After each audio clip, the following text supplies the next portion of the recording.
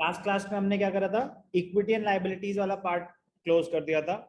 तो equity and liabilities quick recap जल्दी से। इक्विटी में क्या आता है, share holders fund, share holder fund में आता है share capital, reserves and surplus, money received against share warrants, फिर आता था share application money pending allotment, फिर नॉन करेंट लाइबिलिटीज और करेंट लाइबिलिटीज में आते हैं।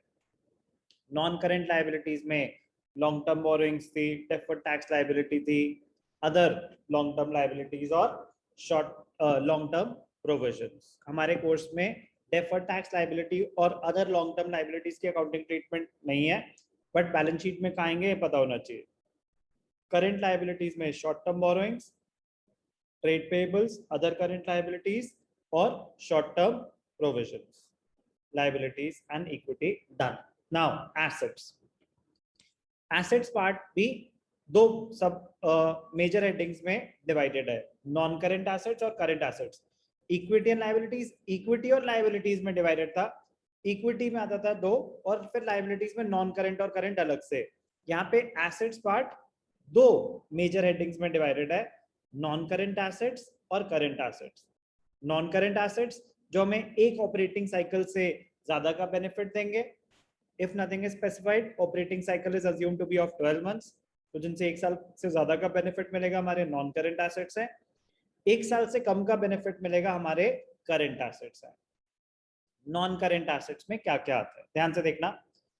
Non current assets major heading है, ये क्या है आपकी major heading, non current assets. बाकी ये सब है सब हेडिंग। सब हेडिंग्स ध्यान से देखना, बड़ी इंटरेस्टिंग है। नॉन करेंट एसेट्स में पहली सब हेडिंग, इसको फिक्स्ड एसेट्स बोला जाता था पहले, अब बोला जाता है PPE, property plant and equipment. Property plant and equipment, ये सब क्या है, ये हैं सब हेडिंग्स। सब हेडिंग्स ध्यान से देखना, PPE property plant and equipment, सब हेडिंग की सब कैटेगरीज, आइटम्स नहीं है ये कैटेगरीज हैं। तो first sub head property plant and equipment में 4 sub categories, tangible assets, land building plant machinery, intangible assets, goodwill patents trademarks copyrights, फिर capital work in progress. Capital work in progress, एक होता है work in progress, work in progress होता है semi finished goods. अगर सिर्फ work in progress लिखा होता कि आप कुछ बना रहे हो, अभी बना नहीं है, सेमी फिनिश्ड है। कैपिटल वर्क इन प्रोग्रेस क्या होता है, building under construction. Capital work in progress, capital work in progress होता है asset, fixed asset under construction, fixed asset under construction. बन रहा है अभी, बना नहीं है, अंडर कंस्ट्रक्शन है कि आप कोई बिल्डिंग बना रहे हो, कंप्लीट नहीं हुई है। आप कोई प्लांट सेटअप कर रहे हो, अभी पूरा नहीं हुआ है, तो वो भी किस कैटेगरी में आता है, नॉन करंट एसेट्स में, प्रॉपर्टी प्लांट एंड इक्विपमेंट में थर्ड सब कैटेगरी। फोर्थ सब category intangible assets under development. आप कोई पेटेंट डिजाइन कर रहे हो, आपकी रिसर्च एंड डेवलपमेंट R&D चल रही है, अभी डिजाइन फाइनलाइज नहीं हुआ है, तो जब तक पेटेंट फाइनलाइज ना हो जाए तब तक तो वो रजिस्टर हो नहीं सकता, ट्रेडमार्क करा नहीं सकते, पेटेंट कॉपीराइट्स मिल नहीं सकते। तब तक उस पर जो खर्चा होता जा रहा है किस हेड में चला जाएगा, प्रॉपर्टी प्लांट एंड इक्विपमेंट के under, intangible assets under development. पहला sub head property plant and equipment, दूसरा sub head non current investments. ध्यान से देखना, non current, property plant and equipment clear है? Yes sir. वो जनरल था, तो उसमें आइटम्स में मुझे पता है टैंजिबल एसेट्स क्या होते हैं, तो लैंड बिल्डिंग प्लांट मशीनरी, उसके डिस्कशन की कोई जरूरत नहीं है। Intangible assets goodwill patents trademarks copyrights, कोई भी राइट्स हैं आपके पास, किसी भी चीज के राइट्स हैं, वो इनटैंजिबल एसेट्स होते हैं। कभी आएगा माइनिंग राइट्स, तो वो इंटेंजिबल, किसी भी चीज के आपके पास राइट्स है तो वो इंटेंजिबल एसेट्स होते हैं। ध्यान देना था, कैपिटल वर्क इन प्रोग्रेस और इंटेंजिबल एसेट्स अंडर डेवलपमेंट। अब ध्यान से देखना, non current investments. Non current investments, आपने कोई इन्वेस्टमेंट कर रखी है लॉन्ग पीरियड के लिए जिसका बेनिफिट आपको 1 साल से ज्यादा का मिलेगा। ध्यान से देखना, नॉन करेंट इन्वेस्टमेंट्स दो तरीके की होती हैं, एक ट्रेड इन्वेस्टमेंट्स और एक अदर इन्वेस्टमेंट्स। ट्रेड इन्वेस्टमेंट्स जब हमने गुडविल करा था चैप्टर, तो उसमें भी आया था कैपिटल एम्प्लॉयड निकालने के लिए यूज होता था trade investment, non trade investment. ध्यान से सुनेंगे, मैं जीरो से दोबारा शुरू कर रहा हूँ, ये आगे जाके रेशियो एनालिसिस में भी काम आएगा जब हम एक रेशियो निकालेंगे रिटर्न ऑन इन्वेस्टमेंट और return on capital employed, most important ratio होगा उस चैप्टर का।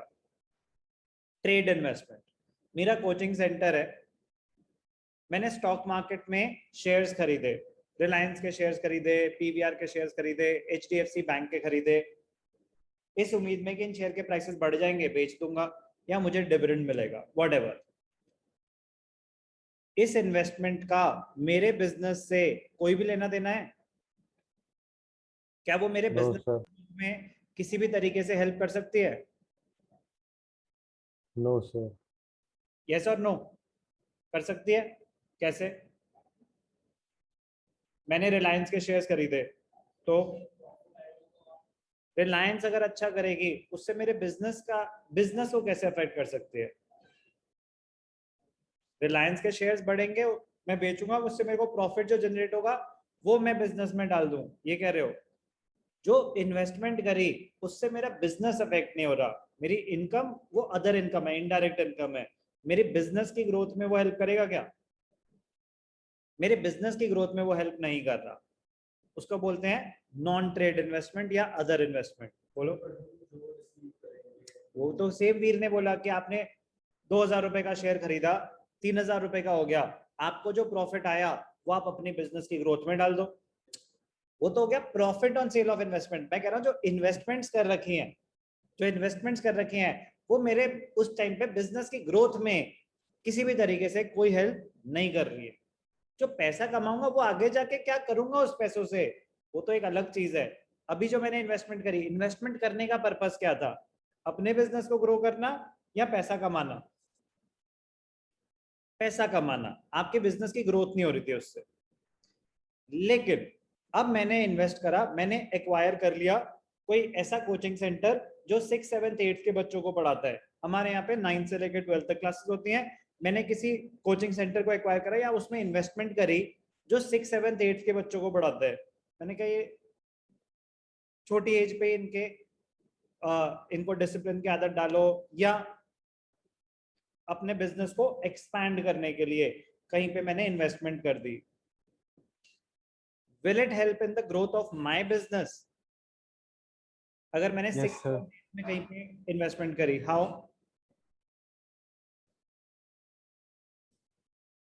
How will it help my business? एक सेपरेट एंटिटी है, लेट अस अज्यूम कि एक अलग कोचिंग सेंटर वो 6, 7, 8 को पढ़ाता है, मैंने उसमें इन्वेस्टमेंट कर दी, मेरे बिजनेस को कैसे हेल्प करेगा वो?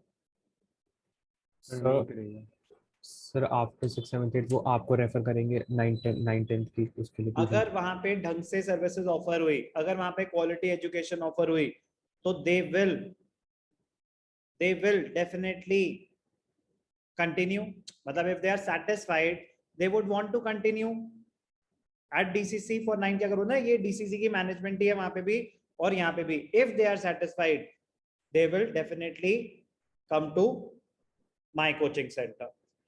तो मैंने उनको यंग एज पे ही, एक तो जो एजुकेशन प्रोवाइड करना चाहता था, जो सिस्टम प्रोवाइड करना चाहता था, कि वो यंग एज पे ही शुरू कर दिया, जूनियर क्लासेस पे ही वो सिस्टम अप्लाई करना शुरू कर दिया जो मैं सीनियर क्लासेस पे अप्लाई करता हूँ। It will help in the growth of my business as well. तो इन्वेस्टमेंट्स दो तरीके की हैं, एक ट्रेड इन्वेस्टमेंट, एक non trade investment. Trade investment कोई ऐसी होती है कि जिससे आप अपने बिजनेस को भी प्रमोट कर रहे हो, that is a trade investment. Non, और बाकी सारी होती हैं अदर इन्वेस्टमेंट्स, बाकी सारी होती हैं अदर इन्वेस्टमेंट्स। तो ध्यान से देखना, कह रहे इन्वेस्टमेंट्स जो नॉन नॉन करेंट इन्वेस्टमेंट्स दो तरीके की हैं, ट्रेड और अदर इन्वेस्टमेंट्स, वो एक अलग चीज हो गई। क्या क्या एग्जाम्पल्स हैं इन्वेस्टमेंट्स के? Investment in property, investment in equity instruments, shares, preference shares, government securities, trust securities, debentures, bonds, तो डिबेंचर तो लॉन्ग टर्म बोरोइंग में आते थे। वो था जो कंपनी ने इशू करे डिबेंचर्स पैसा रेज करने के लिए, जो कंपनी ने शेयर इशू करे डिबेंचर्स पैसा रेज करने के लिए, वो कंपनी की लायबिलिटी है। ये डिबेंचर्स की बात हो रही है कि आपने कहीं पैसा इन्वेस्ट कर रखा है, अगर आपने कहीं पैसा इन्वेस्ट कर रखा है वो आपका एसेट है, वो आपकी इन्वेस्टमेंट है। ये कौन से डिबेंचर्स? आपने किसी और कंपनी के डिबेंचर्स खरीदे हुए हैं एज एन इन्वेस्टमेंट, बॉन्ड्स खरीदे हुए हैं, म्यूचुअल फंड्स खरीदे हैं, किसी पार्टनरशिप में इन्वेस्टमेंट है, या कोई और नॉन करेंट इन्वेस्टमेंट। तो इन्वेस्टमेंट्स नॉन करेंट भी हो सकती हैं और करेंट इन्वेस्टमेंट्स भी हो सकती हैं। एग्जैक्टली सेम है दोनों, ध्यान से देखना। Current investment, investment in equity shares, preference shares, government securities, trust securities, debentures, bonds, mutual funds, partnership, exactly same. बस एक फर्क, प्रॉपर्टी की इन्वेस्टमेंट ऑलवेज नॉन करेंट, बाकी सारी करेंट भी हो सकती हैं, नॉन करेंट भी हो सकती हैं। फर्क क्या होता है? ध्यान से देखना, फर्क क्या होता है। अगर आपने बेचने के लिए खरीदी है, बेचने के लिए खरीदी है तो वो करंट इन्वेस्टमेंट है। सर बेचने के लिए तो लेंगे, और किसके लिए लेंगे? कह रहे नहीं, ये होल्ड करूंगा मैं। आपकी इंटेंशन ही है कि मैंने लिया अभी बेच दूंगा, कि पहले से ही डिसाइडेड है कि शॉर्ट टर्म में मैं इसको बेचने वाला हूं, तो वो होती है करंट इन्वेस्टमेंट। डिसाइडेड नहीं है, मैं इसको होल्ड करूंगा, 2 साल 5 साल वॉच करूंगा, वो होती है आपकी नॉन करंट इन्वेस्टमेंट। तो by definition what is a current investment? Investment held for the purpose of resale, investment held for the purpose of resale, it is a current investment. Investments, non-current investments are those investments which are held not with the purpose to resell but to retain them। कह रहा मैं इसको retain करूंगा, hold करूंगा long period के लिए। तो non current assets में पहला सब हेड था प्रॉपर्टी प्लांट एंड इक्विपमेंट, दूसरा था नॉन करेंट इन्वेस्टमेंट्स, जिसके साथ साथ हमने करंट इन्वेस्टमेंट्स के बारे में भी सुन लिया, क्योंकि वो एग्जैक्टली सेम चीजें थी। फर्क बस था, इन्वेस्टमेंट इन प्रॉपर्टी सिर्फ नॉन करेंट हो सकती है, करेंट नहीं हो सकती। डेफर्ड टैक्स एसेट की प्लेसमेंट हमारे कोर्स में है, अकाउंटिंग ट्रीटमेंट हमारे कोर्स में नहीं है। तो थर्ड सब head is deferred tax assets, meaning अलग से, कोई लेना देना नहीं अभी हमारे लिए। ये ध्यान से देखना, इंपॉर्टेंट टर्म है long term loans and advances. ये लोन्स एंड एडवांसेस सुना सुना सा लग रहा है। जब हमने करा था लाइबिलिटीज, जब हमने करा था लाइबिलिटीज, तो नॉन करेंट लाइबिलिटीज में भी आए थे long term loans and advances, short term loans and advances, nature to be specified. तो वो बताएंगे हमें क्वेश्चन में कि loans and advances debit balance है या क्रेडिट बैलेंस है। तो डेबिट बैलेंस है तो एसेट है, क्रेडिट बैलेंस है तो लायबिलिटी है। अब ध्यान से सुनना, बहुत इंपॉर्टेंट पॉइंट। सिर्फ एडवांसेस लिखा हो तो हमेशा हमारे जो हमने दे रखे हैं लोगों को वो होंगे। अगर लिखा होता ना सिर्फ एडवांसेस, एडवांसेस मतलब हमने किसी को पैसा दे रखा है, सिर्फ लिखा होता है लोन्स तो वो लायबिलिटीज होती।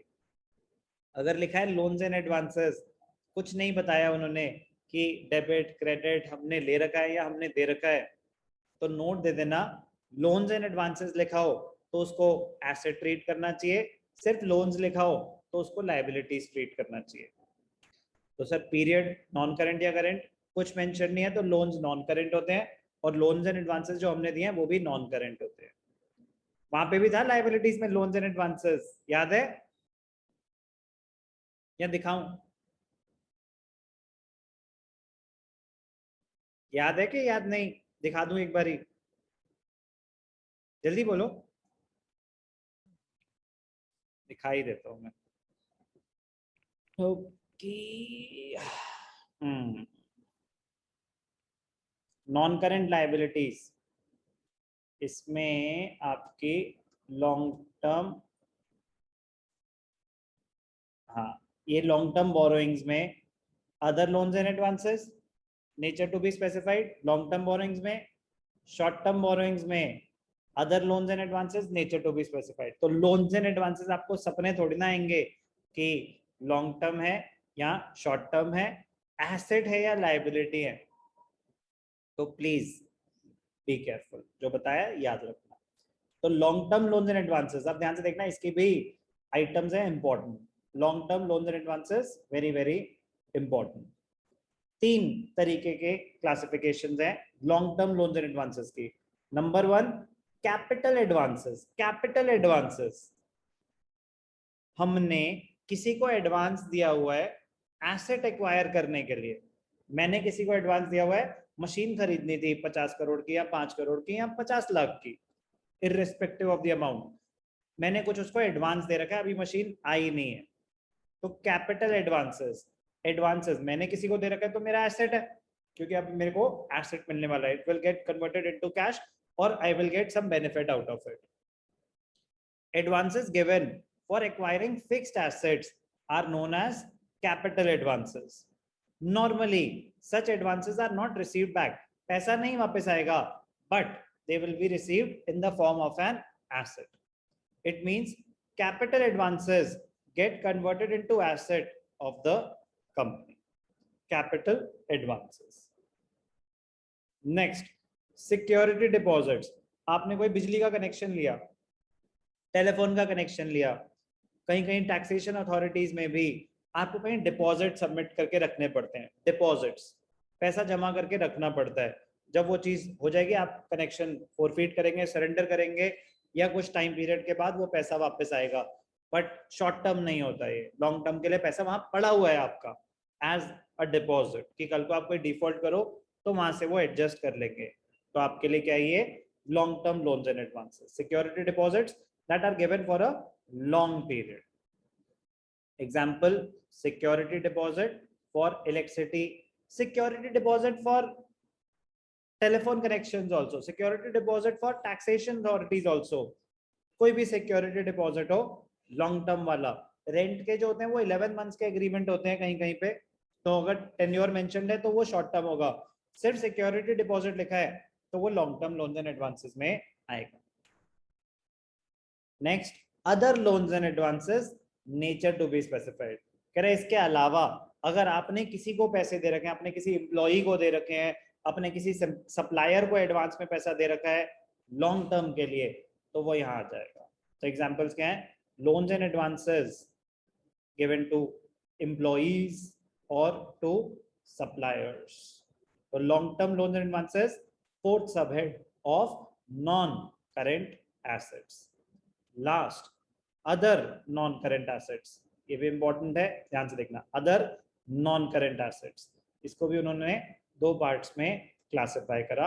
अदर नॉन करेंट एसेट्स, एक लॉन्ग टर्म ट्रेड रिसीवेबल्स, मैंने किसी को सामान बेचा हुआ है, ट्रेड रिसीवेबल्स क्या होता है, debtors and bills receivable are collectively termed as trade receivables. मैंने किसी को सामान बेचा हुआ है और मैंने उसे बोला हुआ है कि कोई बात नहीं भाई साहब, आप 1 साल के बाद पैसे दे देना, ऐसा होता नहीं है, बट वो कह रहे हैं कि अगर ऐसा हो कि मैंने बिल एक्सेप्ट किया हुआ है और बिल रिसीवेबल पड़ा हुआ है जिसमें टेन्योर ही 15 मंथ्स का है, तो मोर देन 12 मंथ्स हुआ ना, तो अगर कुछ ऐसे रिसीवेबल्स हैं तो वो अदर नॉन करेंट एसेट्स में आ जाएंगे।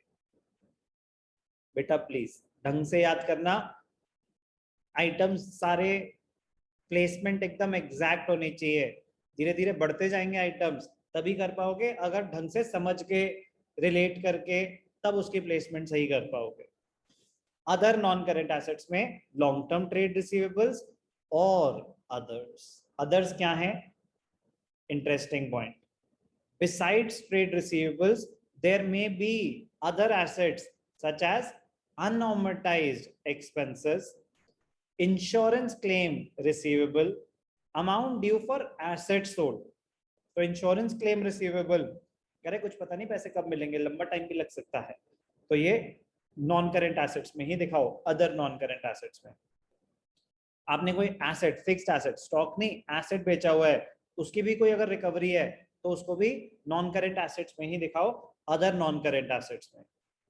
तो ये दोनों तो स्ट्रेट फॉरवर्ड एग्जांपल्स हैं। अनअमोर्टाइज्ड एक्सपेंसेस क्या होते हैं, ध्यान से देखना, मजेदार पॉइंट। अनअमोर्टाइज्ड का मतलब होता है not yet written off, not yet written off, expenses or losses not yet written off। ध्यान से देखना, not yet written off का मतलब क्या है। अभी आपने एक्सपेंस राइट ऑफ नहीं करा, मतलब उस पीरियड का भी एक्सपेंस नहीं माना। 11th में एक टर्म पढ़ी थी हमने, fictitious asset, remember? Yes sir. Fictitious assets. तो fictitious assets क्या होते थे? They were neither tangible nor intangible. They were expenses or losses which have not yet been written off. तो वो होते थे हमारे fictitious assets. अब ध्यान से देखना एग्जाम्पल समझाता हूं आपको एक. डिस्काउंट और loss on issue of debentures. Shares तो डिस्काउंट पे इशू हो ही नहीं सकते. Section 53 prohibits the company to issue shares at a discount. Debentures issue हो सकते हैं. कंपनी ने डिबेंचर इशू करा, 100 रुपए का डिबेंचर 90 रुपीज में दे दिया लोगों को.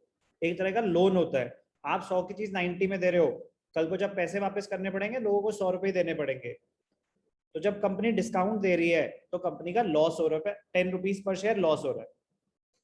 कह रहे अब क्या करें, लोग ले ही नहीं रहते हमारे डिबेंचर, डिस्काउंट देना पड़ा. टेन्योर 5 साल हो सकता है, 7 साल हो सकता है, 10 साल हो सकता है, 3 साल, कुछ भी टेन्योर हो सकता है. तो वो जो डिस्काउंट हुआ, वो जो लॉस हुआ, उसको थोड़ा थोड़ा करके राइट ऑफ किया जाता है. उसको थोड़ा थोड़ा करके राइट ऑफ किया जाता है. तो जो राइट ऑफ हो गया वो तो राइट ऑफ हो गया, वो तो प्रॉफिट लॉस में आ चुका होगा. डिस्काउंट और loss on issue of debentures to be written off within 12 months. अगर 12 महीने के अंदर अंदर राइट ऑफ हो रहा है तो कहां पे शो होता है? अदर करेंट एसेट्स में. कहां पे शो होता है? Other current assets. अगर है to be written of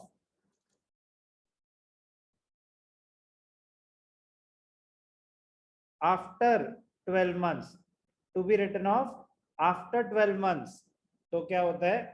other non current assets. Losses हैं, लॉसेज राइट ऑफ करने हैं. कह रहे अगर 12 महीने के अंदर अंदर राइट ऑफ करने हैं तो होते हैं अदर करेंट एसेट्स. अगर 12 महीने से ज्यादा का टाइम है राइट ऑफ करने के लिए तो होते हैं अदर नॉन करेंट एसेट्स. तो करेंट एसेट्स तब होगा जब 1 साल के अंदर अंदर राइट ऑफ होने वाले हैं. अदर करेंट, वो भी फिक्टिशियस है बट अदर करेंट एसेट्स में. अदर नॉन करेंट एसेट्स अगर 1 साल से ज्यादा का टाइम है राइट ऑफ करने के लिए. कंपनीज एक्ट में अमेंडमेंट आई है कि अब आपको सब कुछ पहले ही ईयर में राइट ऑफ करना होता है, कैरी फॉरवर्ड करना ही नहीं होता. बट मैं कह रहा हूँ थियोरेटिकली तो क्वेश्चन बन सकता है. तो थियोरेटिकली आपको पता होना चाहिए. उन्होंने बताया ना, खुद भी तो ये बता रहे हैं कि अदर नॉन करेंट एसेट्स में क्या आ रहे हैं? अनऑर्मेटाइज्ड एक्सपेंसेस. तो अनऑर्मेटाइज्ड का मतलब क्या होता है? जो अभी ऑर्मेटाइज नहीं हुए, जो अभी राइट ऑफ नहीं हुए. तो ये एग्जांपल्स हैं कंपनी अकाउंट से related. Deferred revenue expenditure, advertisement expenditure तो हो ही सकता है, वो तो पहले सुना हुआ है. एडवर्टाइजमेंट एक्सपेंडिचर लॉन्ग टर्म का होता है, थोड़ा थोड़ा करके राइट ऑफ कर सकते हैं अगर ह्यूज कॉस्ट इन्वॉल्व है. तो जो 1 साल के अंदर अंदर राइट ऑफ हो रहा है अदर करेंट एसेट्स, जिसको राइट ऑफ करने के लिए 1 साल से ज्यादा का टाइम है अदर नॉन करेंट एसेट्स. तो बेटा नॉन करेंट एसेट्स में 5 सब कैटेगरीज, इसको बोलेंगे सब हेडिंग्स. 5 sub headings. पहली PPE, property plant and equipment, उसकी 4 sub categories: tangible asset, intangible asset, capital work in progress and intangible assets under development. Second sub heading non current investments. Third deferred tax asset. Fourth long term loans and advances. और fifth last क्या थी हमारी? Fifth last आपके other non current assets. Other non current assets में हमने देखा कि 2 categories उन्होंने उसमें भी बनाई थी. एक लॉन्ग टर्म ट्रेड रिसीवेबल्स, ये थी ना, हाँ, लॉन्ग टर्म ट्रेड रिसीवेबल्स, और अदर नॉन करेंट एसेट्स, जिसमें हमने सीखा कि डिस्काउंट और loss on issue of debentures over the period of years right of किया जा सकता है.